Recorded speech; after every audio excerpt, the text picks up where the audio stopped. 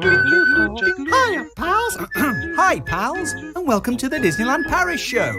Here's your hosts, Lucy, Chris, and Hugh. Gosh.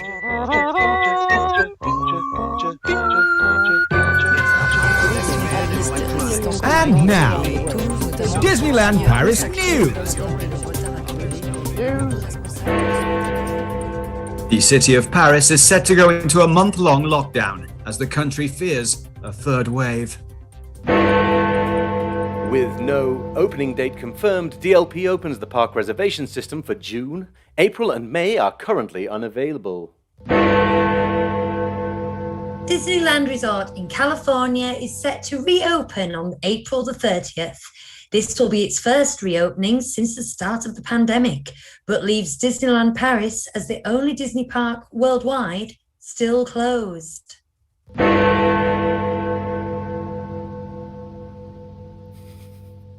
Hey. Well, that's another grim week for the news, isn't it? Mm-hmm. But I think we should say off the bat, for the people who are watching the YouTube stream, Yes. welcome to an all-new look DLP show. We giggled a lot when we started talking about doing this, didn't we? Yeah. Chris discovered that we were not only able to do a background and green screen, but that we can also put a layer in the front. Am I spoiling the magic? A little bit, but no, it's good. Just do it. I think it was on the quiz show. I said something throwaway like, it'd be good if I could sit behind a desk. And I saw both of your faces go, oh. Yeah. And then the next I know, this concept art is getting sent back and forth via messenger. And voila. Mm-hmm. Can I just, right, so for anyone who's just listening and can't see us, we're sat in ride cars. Yes, you really ought to tune in Basically. and watch it, because Right. just to see this. By the magic of the movies. We should screenshot, or somebody who's watching should screenshot and then tweet it with the hashtag 37 Disney Street ride card. There you go. I've just screenshot it. Oh, I was looking away. Ah. Because we're slightly behind on the stream. And There. please do check it out, because we look $1,000,000. Right, can I tell you some boring technical information though? Go on then. Have you any idea how difficult it is to get a full frontal shot of a ride car? So I can imagine, actually. So all of these are actually ones that are taken from not like sort of 3/4 on or whatever the term is, and I've had to sort of cut them in half, skew them so they look straight, and then repeat them over to the other side to make them look like they're from the front. That Interesting you should blows say my that, mind. Hugh, because when we discussed this, I started looking at it, and this was the problem that I found, and I thought, I can't do anything about that. I'm going to wait till Hugh does something. So I just left it. Yeah. So well, actually, Lucy's had 3 of the ghosts in from Phantom Manor. Oh, Well, probably Haunted Mansion actually. But so I had to Photoshop them out and remake the chairs. Anyway, this is all technical stuff. And if you can't see us, like, this is just upsetting.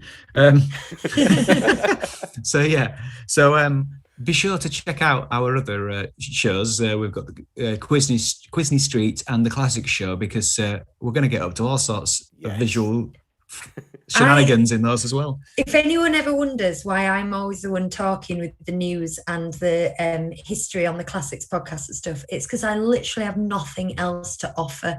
Hugh does all the arty stuff. Chris is the one with the buttons and the knobs, and I knew nothing. I know nothing except Disney. I mean, to be fair, if you want to know why I don't speak much on the podcast, it's because I have nothing to offer, which is why I do the technical stuff. So, You are banging we buttons. balance each other's out. You are banging buttons the whole time, though, Chris, aren't you?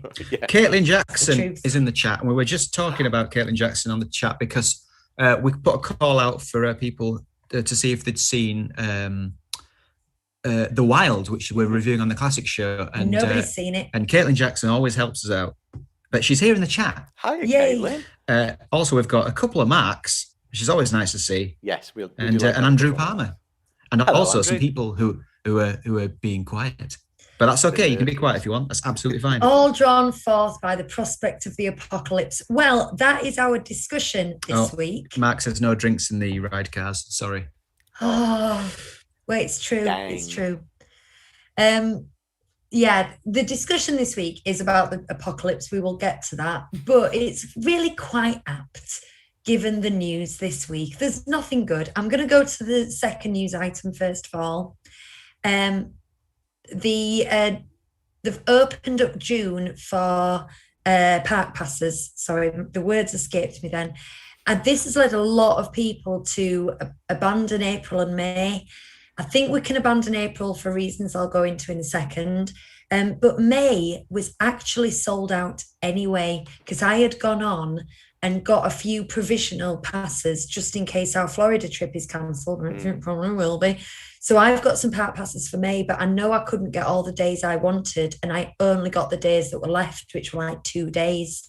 And then I went on a couple of days later to see if I could get the extra days. They're gone. So I wouldn't read in too much about the fact that there's no availability for May, because there wasn't. You could, even when it was open. To quote a Rodgers and Hammerstein song, say that June is busting out all over.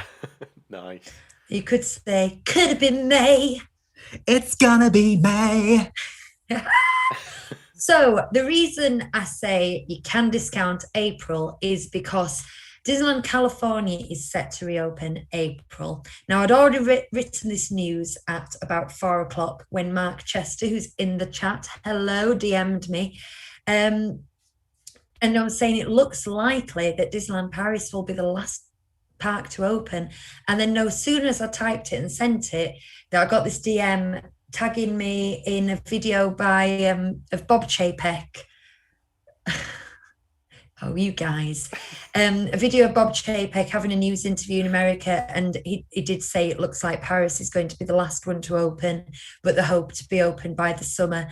Now, there wasn't any big revelations in the interview. Thank you so much for sending it, Mark. I'd put my technology away for the day. I was like, right, I've done all my podcast stuff. Let's play Snakes and Ladders with Bonnie. And then that cropped up. But I can't believe it. I can't believe it, guys, given that we went last July in a big euphoric reopening trip, like how wonderful, this is all over, we can start living our lives again. And it started in the Far East, and America has done a terrible job of controlling it.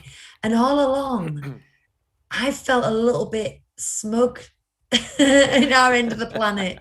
And how the proud have fallen. Because the other piece of news for today is the city of Paris is set to go into a circuit breaker lockdown as the country fears a third wave. I don't think this has been officially announced. It's very much like we knew 24 hours before Boris Johnson announced the last one, didn't we? Because it filters through.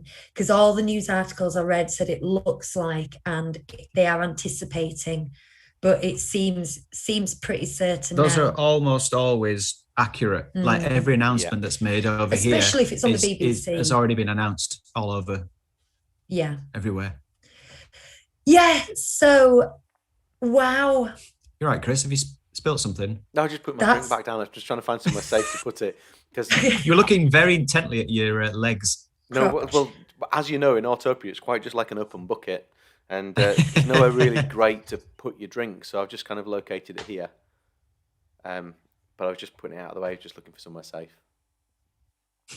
Sorry, it wasn't Mark Chester, it was Darren Dunn. I'm so sorry, Dunn family. I've just looked at my notes because Mark Chester has responded to our apocalypse thing.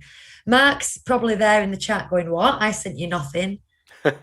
and Darren will be like, oh, has he flounced already? I wouldn't blame him. He's probably gone for a run again. Get steps up like last week. Sorry. Oh, I'm so sorry. That's why I have notes and then I don't read them. The one bit of good news is Disneyland Resort California is opening. Wow. They've had the longest closure of any park worldwide. And even when it was announced that they could open from April the 1st, they'd already sold their dining event until the 19th of April.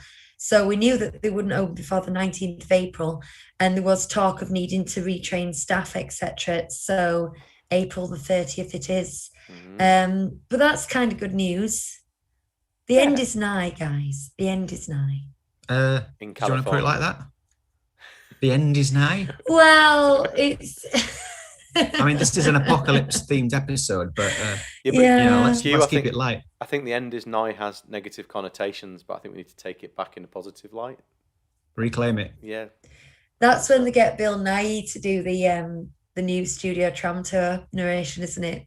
The end is nigh. The end is nigh. Fun times. Slim pickings. I know. I try. Right. Okay. So, boys, have you anything to say about this news? This lack of news, this depressing news? Well, the only thing I'd say at the moment is, in the UK, I guess we can almost be a little bit smug that things seem to be going well for us. You talked about smugness overall from a Disney point of view, but isn't it rubbish that we're getting to this point where everything's starting to open up again, and now Europe's gone backwards? It's just a bit of a swine, isn't it? Bit of a swine. It really is. And the frustration is France had removed the travel restrictions on the UK because we are doing so well with both vaccines and cases, but it looks like there is zero chance that the UK will lift the restrictions on France. And I think, and I didn't really anticipate this, when you look at worldwide travel corridors, it's not going to be people not letting us in. It's going to be us not allowing people to travel certain places. And yes, I'm thinking about Florida. So we might not be able to get back in. Yeah. Yeah, that's a worry. I think. Right. Okay. So we're going to move on to our discussion today. And this was an idea by the good Lord Hugh. So I'm going to allow him to introduce our discussion. Oh, okay. Before you do, Hugh, is there anything going on in the chat? I just thought I'd ask all of just quickly. Do you know what? No. Unless I'm just going to refresh. Not a lot going on, unless it's just not refreshing. But okay. I have opened it and closed it and reopened it, and nothing new. That's all right though. Yeah. Maybe it's just a quiet day. Yeah. Yeah. Oh, hang on. Sorry. No. Mark Chester's just said, looking like we've got a better chance of flying to the States than anywhere in Europe. I know. That's our hope at the moment. That if anywhere does open up, it'll be the Atlantic flights. Fingers crossed for you. Actually, I can see it. Mark also asked me specifically what I was looking at. I'm assuming he means when I'm looking at Lucy. I'm looking at Lucy. It's not my kettle. It's the sofa over there. Sofa. It's a lot like a Star Wars prequel or Avatar. He's looking at a ping pong ball on a stick. Yeah. Yes. So the main topic of conversation today was it's the apocalypse, and you've decided to go to Disneyland Paris to sort of live out your final days, or to just to see if you can survive it. Where do you set up your base?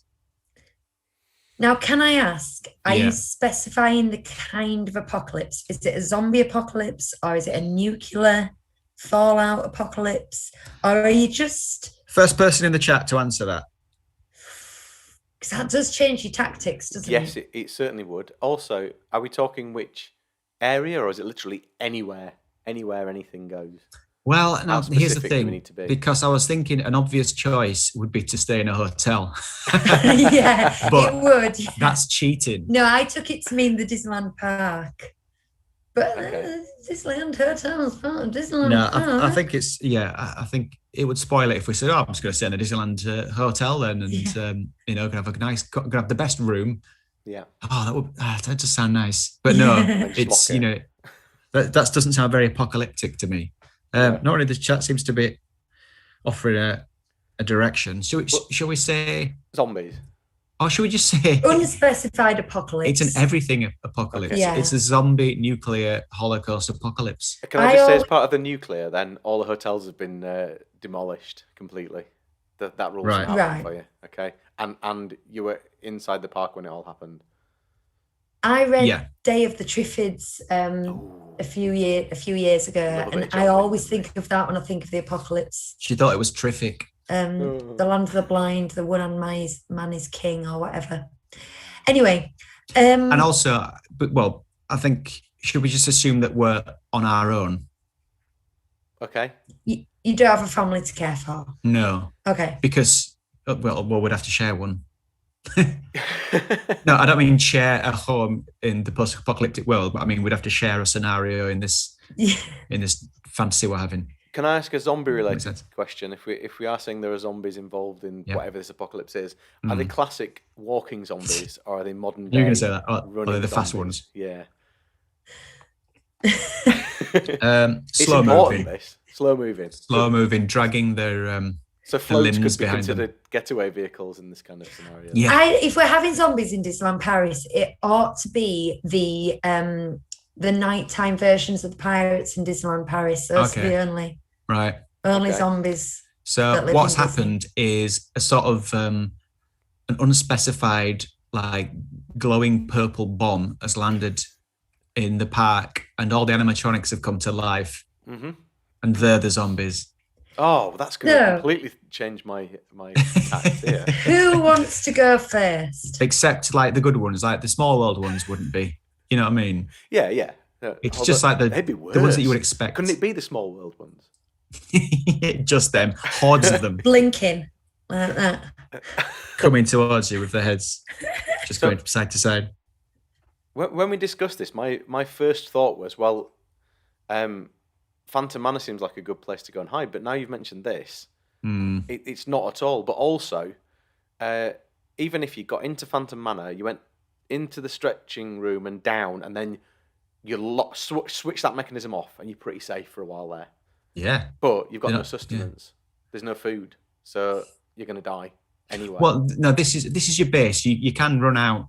Yeah, I know, but there's no easy escape from Phantom Manor, is there? You're kind of cornered as far as the park's concerned. The exit from the ride's pretty open, isn't it? You just walk. Well, exactly. So even if you shut it off Hill. at the other end, they'll just come through the back. Yeah. Listen, you've found some way of boarding it up. Okay, but then if it's boarded up, you can't get out to go and get your food. Yeah, you've secured it, but you can get in and out. You go on foraging missions. These zombies What you do. These zombies aren't very clever, so they just see a door and they give up. See, that's why I was hoping the animatronics were on our side, because if they weren't alive, they'd be a fantastic decoy for any approaching zombies. But now they are the zombies. It concerns me slightly. Are you thinking like that scene in Home Alone where he just puts them up by the window doing dances? Exactly. Use your animatronics as decoys. I thought that Phantom Manor would, like, it's an obvious choice, but then would you have had enough of being scared by things coming for you? Oh, yeah, is that the place you want to be? Lucy and the dog would just be around. I mean, first off, as they are the zombies, you know that dog's in there already. So, Lucy, do you want to go in there? Oh, God, yeah. Dog? Sorry, I didn't know what you were on about with the dog, but yeah. I couldn't go anywhere near awful, the dog. Demon hound. What do you call it? A dog that's like got all matted hair. Mangy. A mangy dog. Yeah, skeletal dog. Is that your choice then, Chris? No. That was my first thought. And then I thought, well, actually, if you went to Pirates of the Caribbean, again, we've got this problem with the animatronics now, but my second thought when I was thinking about this in the shower earlier was that you go to Pirates of the Caribbean, you've got water, which is a bit of a deterrent in itself, I would have thought, anyway, but you've also got Captain Jack's there, which means you've got sustenance within the building that you're in. So that's quite good. But there's a danger there as well, which is that the railway goes through it. So what if a bunch of zombies are on the train and they get through that bit on the railway and just smash their way through? So Pirates of the Caribbean's out as well.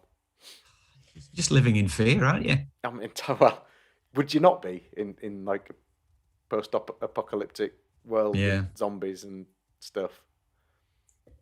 Well, I think I've taken a slightly different tactic to you, Chris. Am I allowed to jump in? Have you got any more? Yeah. Right. I'm probably because I wasn't thinking rides at all. I was more thinking practical and where I'd want to live. And I didn't initially know that there were zombies involved. That seems to be a recent addition. But I'd got three choices. My first one was the Snow White shop in Fantasyland, because it's a house within a house. You could live in this little cottage, but you would be enclosed. It's a toy shop, so I'd get all the plush to make a bed very most comfortable bed you'd find in that theme park, I think. So I make a bed out of the plush, and I thought I might pop over to the sweet shop to get any non-perishable sweets. You can't go in the restaurants because all the meat's gone off. Okay, Not straight away, there's no one to cook it. But a lot of those biscuits in the packets will last a long, long time. So I'd live off those sweets for as long as I could. But now you've introduced zombies, I think, well, that's ground level. It's got 2 entrances. I couldn't, defend them both. So similar question to what would you do if you had a deserted park? I'd go to Walt's. Now, Walt's is a fantastic signature restaurant. I'm advertising it, but it's covered in memorabilia and old letters and photographs and things from Walt Disney. So I'd be able to keep myself entertained and interested while I was there. Very comfortable, tables and chairs, etc. But most importantly, it's 2nd floor with a hidden entrance. So I've got prime position for self-defense there. I can throw down, I can barricade the doors, and presumably there'll be a kitchen exit if anyone comes up. So I've got a really good defendable position in Walt. Presumably. That's not an assumption you want to be making, is it? I'm going to go there, and I'm assuming there's another way out. I don't think that they deliver the raw fish delivery that they get through the front entrance. I presume there's a kitchen entrance that we can get to. Right. And as we all know, kitchens are amazing for fighting off zombies because of the ample frying pans, steak knives, and tenderizing mallets. So I've got loads of weapons. If I want food, now I've said you can't have perishable food, so I would go down to the Emporium, having a look with my steak knives, make sure there's no zombies. And again, I would fill up on non-perishable food from the Emporium, and then I'd go upstairs and I'd hunker down. So that's my second choice.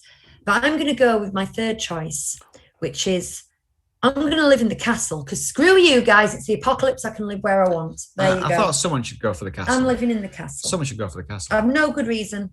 Can I make a suggestion for all of us?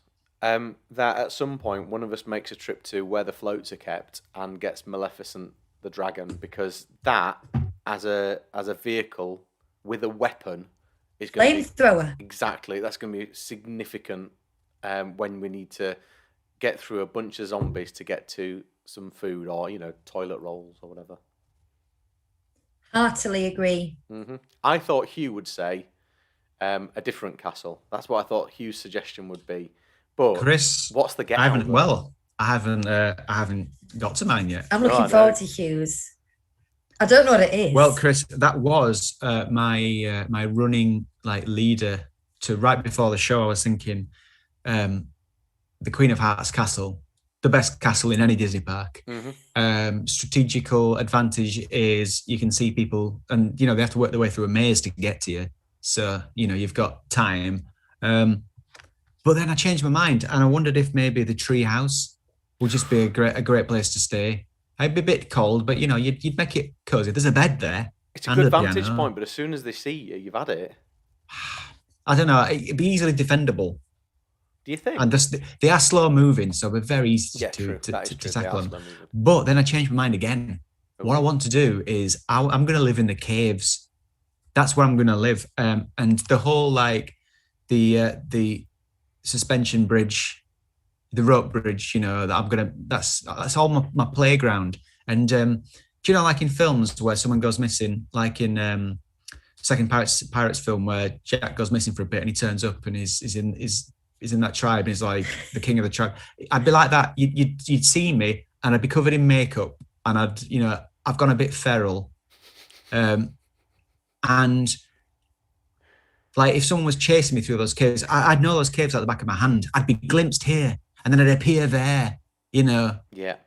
It would be my domain and I'd just be king of those caves. I would go utterly feral. I'd just be wearing a grass skirt and I'd have paint all over my face. I'd have some kind of... Yeah, Ben Gunn. I was trying to think what the character was. I'd have some kind of throne made of bamboo with skulls on it. I'd have a headdress made of some leaves that I'd found. all of that. What would you eat? Would you be going around killing Disney ducks and things? No, I'd learn how to, because it's not that far. I'd learn how to work the mango whip machine, and I'd go and help myself to those every so often. Well, at least someone would know how to work it. I'd live off those, and I'd eat them like a chimpanzee. Scoop them out like that. I settled on taking one of the boats out into the water far enough away from everything. Yeah, I thought that was the way to go. I also considered whether going Molly Brown, onto yeah. Wondered about going onto the Thunder Mesa and boarding up the mine and going for that. But again, you've got more difficulty getting out to go and get food and stuff. Yeah, because that's like an island. yeah. But you know, you could be your own kingdom. It'd be fantastic. That is a strategically smart move, though, Chris. I like that. But I'm sticking with screw you, I live in a castle. You two are both very optimistic, though. I'm kind of assuming that ultimately I'm going to get got. This is about how long I can keep going for. We're just having a wonderful time living out our Disney fantasies. My original daydream is sometimes when we're going around the park, maybe we'll start having some lunch or something, I'll sit and just wonder, and I think what if I had to live here? Because the world has ended, but there's no apocalypse, there's no zombies. It's just abandoned. It's just what would make a nice house? Yeah. All right. What would make a nice house? Well, if we're going by that, I stick with my first choice, which is the Snow White shop. That would be a lovely little house. Mm-hmm. And you've got little furry friends. Yeah. Or I don't know. Like the information office on the edge of Fantasyland and Discoveryland. Town Hall. Oh yeah. Town Hall. Good shout. Mm-hmm. Yeah. No one's gone into Star Tours and. Do you know what I thought about that? I actually thought about Star Tours because if you were being chased by zombies slowly, you could lure them into there, couldn't you? And actually lure them into the machines and set them going and just leave them stuck in there moving. And give them all travel sickness. Yeah. They would think, because they're stupid, they'd think they'd been launched into space. Yeah. And they became really frustrated with being on crate again. Yeah. Oh, not crate again. There's not just us playing this game. Mark has also sent us an answer. So would you like to hear what Mark's tactics were? Yeah, Matt Chester, who also notes that me having mango whip means my vitamin C is taken care of. Yes, that's very true. Well, I got some apple sours from the gift shop, so my 5 a day is sorted as well. Oh, Mark Riley's saying, why not set the Disneyland Hotel? The pool's all yours, but we said a moment ago, didn't we? Off limits. That we've discounted the hotels, but they've been bombed. They've been destroyed. Gone. But it would be good. I didn't even know there was a hotel there. A pool there. All the deluxe have got pools. We should have made it a gremlin apocalypse. Like just loads of gremlins, because that could you imagine a sequel to Gremlins set in Disney? But you can't get them wet though, can you? Don't they multiply when you get them wet? I love the idea though of Gremlins just running a theme park. That's a great idea because there's rumblings of the third film, and that would make a great story. Some people go to a theme park, they end up like getting locked in at night or something. It gets overrun by gremlins, and they just keep getting forced onto different rides, and the gremlins are just like ruining all their rides. So excited about that. That would be a third film in this day and age would be terrible though, because it would be CG'd and it would be too good. I mean, part of the charm of it is just the little teddy. This is the thing. There's talk of it being like both practical and digital effects. I could get down with that. I think it would be. I think these days, wrong IP. Practical effects are coming back. There's a love for practical effects, and I don't. Just digital would be a shame. Yes. Right. Should we listen to what Mark's idea was? Yes. Then? Yeah, go. Oh, sorry, I've got to read it. Yeah. He says, my plans for zombie apocalypse. I would take over Autopia, surrounded by woods, so loads of wildlife to live off, not to mention the basic tool for restarting humanity. Wood equals fire equals we will survive, baby. What? We will survive, baby. Basic tool for restarting humanity. Wood equals fire. Fire equals we will survive, baby. Right. Okay. Also, I would get a zombie kill of the week consistently by running those bad boys over in my army of Disney zombie squishing motors. If my plan Travel fails, almost as slow as the zombies do. if my plan fails, a backup would be the safe haven that is Les Mystères du Nautilus. They can't eat us if they can't see us. I've thought about Nautilus. Thanks for that, Marcus. He's thought that through. And that's what we like to see. Well, he's and got also, a lot of bases covered there. He's missed another good point, which is that awesome smell of petrol that you get around Deltopia, like constantly. And what if zombies just didn't like the smell of petrol? And that could be a film a bit in this film where we'd talk to Mark and he'd be all grizzled and he'd be like, "You don't much like the smell of petrol, so that's why it shows here. But sooner or later, they'll find a way in. They'll find a way in." Next time we go to Disneyland Paris, we need to go through the Nautilus. I feel it's been a good couple of years since we've been through there. Was that a good impression of you, Mark Riley?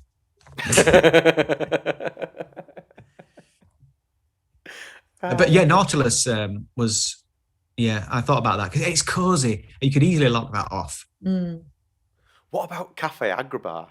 Because it's got all little nooks and crannies and stuff, and there's toilets right next door. Yeah, it'd just be a nice place to be. Loads of olives and stuff. Olives don't go off, do they? They're just... Do they not? In oil and stuff. Olives not go off. Well, that's a shame. I mean, they will. You'd have to eat olives. They're preserved in oil, aren't they? So I know, but other stuff as well. Gherkins preserved in pickles. I don't know. Yeah. Right. Is there anything in the chat about that, Huey? Or should we move on to our and finally? I think it's and finally time. And finally, the Rains have got a Shop Disney package. Sorry. Mark Chester does say, additionally, I would wander around in a Mickey Mouse outfit, zombie bite proof. I do feel like we've gone slightly down the wrong route as well, because Caitlin did actually post earlier on a horde of tiny Small World dolls is a real nightmare. I think it could have been quite fun to have indulged that. I think that depends who... Little dolls like that get people, don't they? The way clowns get some people. I know that this kind of porcelain doll, little doll head thing really freaks people out. I'd love that. Then if all the Small World dolls chased by Small World dolls. Well, it depends. If they're bloodthirsty, I probably wouldn't like anything if it was bloodthirsty. They'd be fun to fight because they would. Because they'd be very easily drop kick that head. Defeatable, but and they're only knee height, aren't they? Yeah. Fun. Yeah. Right. The Rain family got a Shop Disney delivery today, so we're going to do a slight haul thing to finish. It's not much. It's only small. Don't worry. One of these is my new ears, which I am sporting. Now these are, I wear ears on the videos. I don't wear them much in the park because I'm not good in the sun and I need a sun hat on.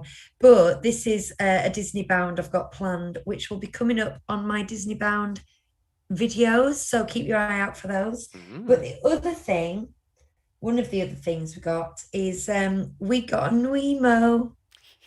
So she's a new member of the family and I haven't got her any outfits yet. They're coming. I have to split my budget, but I have to say she's everything I dreamt she'd be and more. I'm so in love with her. She's highly poseable. She's got magnetic hands, so she's climbing up things and doing things. She's part of the family now. She walks to school with me and Bonnie in my top pocket. Hugh looks We impressed. love her. We absolutely love her. So keep an eye out for Daisy on Instagram and Twitter. She's the new love of my life. I have a new love of my life because I bought 2 books to complete their Drew as They Pleased collection. So I was very pleased with that. Also, in the same package, something came for Hugh that was a 40th birthday present. Ooh. I'm going to have to drop it round to you in your wing at some point in the not too distant future. Are you going to do some book reviews of the 2 new books? Well, what I'm going to do is I have another book review coming this week, which is of a book by a little-known author, Bob Sangwell. So I'm going to do that this week. Hi, Bob. Because he asked me to. I feel obliged.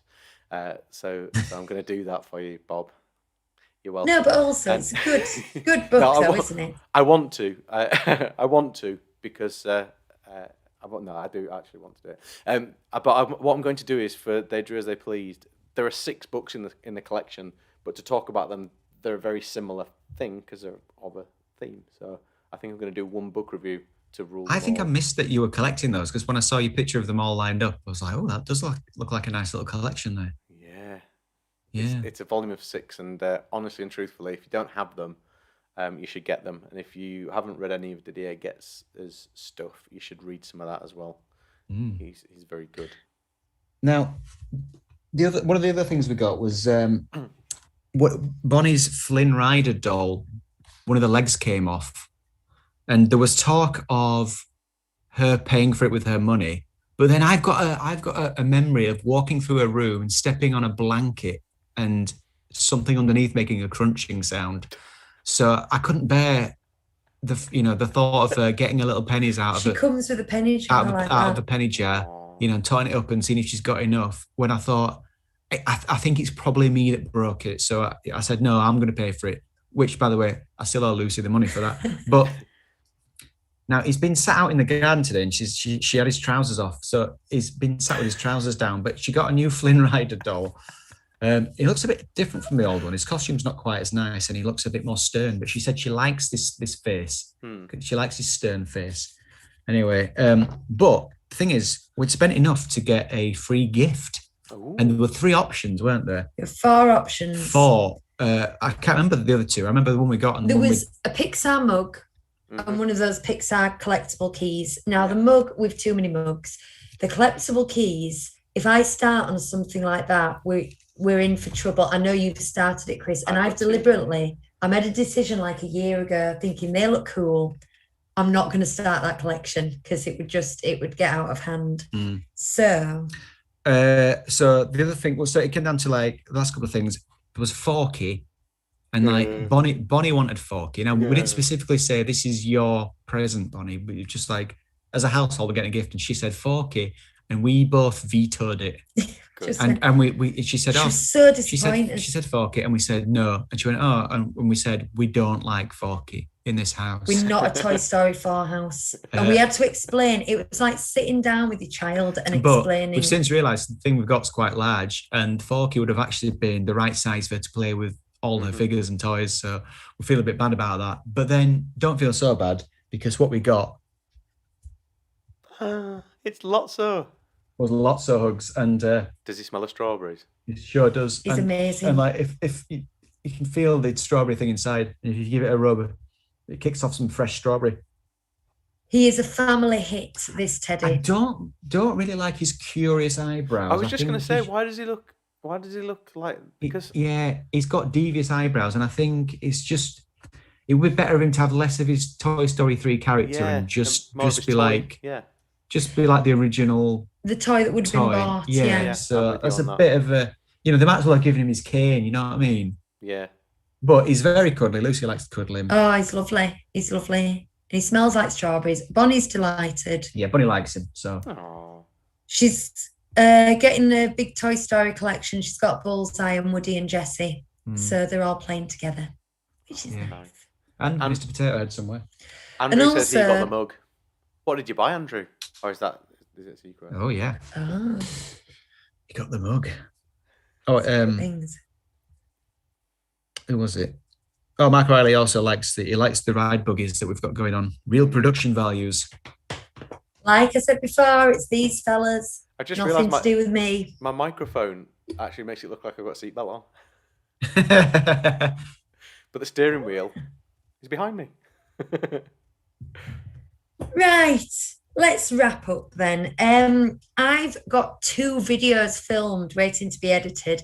They're both about Disney World. One is just kind of, funnily enough, the minute I said that, I've got our iPad up, I just got a message from the friend that we're going with, giving me her suggestions for a Disney bound. She's all in it.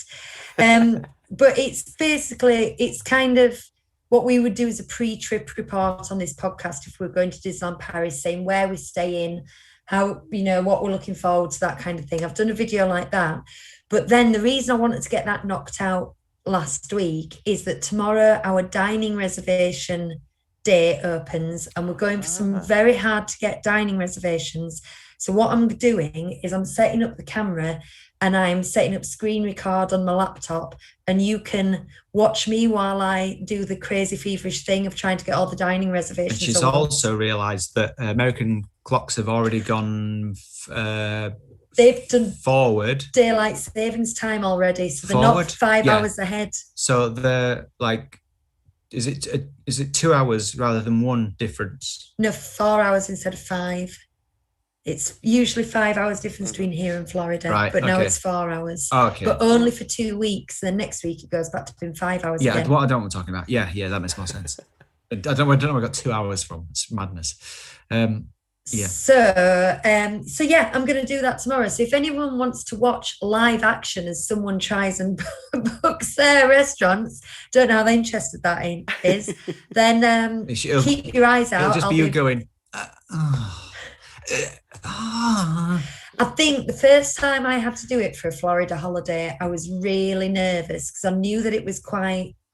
I knew that I was I was trying to get Cinderella's Royal Table and stuff, and I knew that you had to get it bang on the money, and it was like trying to get Glastonbury tickets to just disappear. So I'd got like multiple things, and if I'd have been able to watch a video of someone actually do it, I would have felt less nervous. There's loads of videos of people giving you advice and giving you tips, but there's no videos that I found where you can watch someone do it. So that's why I'm going to do the screen record. And if anyone's interested in that, or if you ever plan on going to Florida, check it out. I'll film it tomorrow. It should be edited by the end of the week. Nice. We found out what Andrew bought. Go on, tell us. Anyway, good night. He got a new shield top. Oh. At first, I didn't know what the top of a shield was, but it must mean a shield.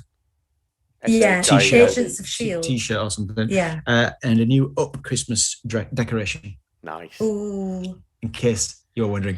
I like people who buy Christmas decorations in March. There's something really optimistic about it.